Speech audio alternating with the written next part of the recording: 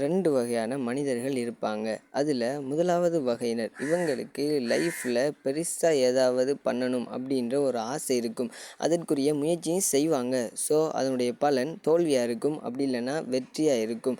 ஆனால் அவங்களுக்கு கிடைக்கக்கூடிய மிக முக்கியமான ஒரு விஷயம்தான் அனுபவம். 2வது வகையினர், இவங்க எப்படிப்பட்டவங்க பார்த்தீங்கன்னா, இவங்களுக்கு லைஃப்பில் பெருசாக சாதிக்கணுன்ற ஆசை இருக்கும். அதற்குரிய முயற்சி செய்ய கொஞ்சம் தயங்குவாங்க.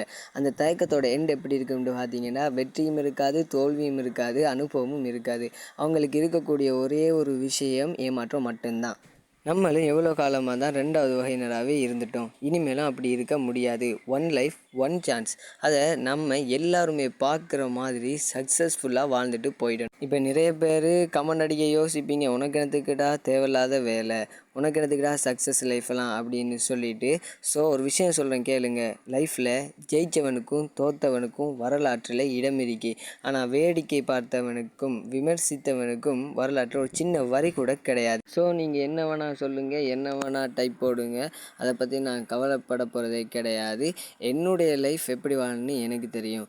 ஸோ இப்போ இந்த உலகத்தில் இருக்கிற எல்லாராலையும் பேசப்படுற ஒருத்தர் லைஃப்பில் சாதிச்சிட்டாரு அப்படின்னு பேசப்படுற ஒருத்தர் சொன்ன விஷயம் என்னன்னா, success is never ending, failure is never final.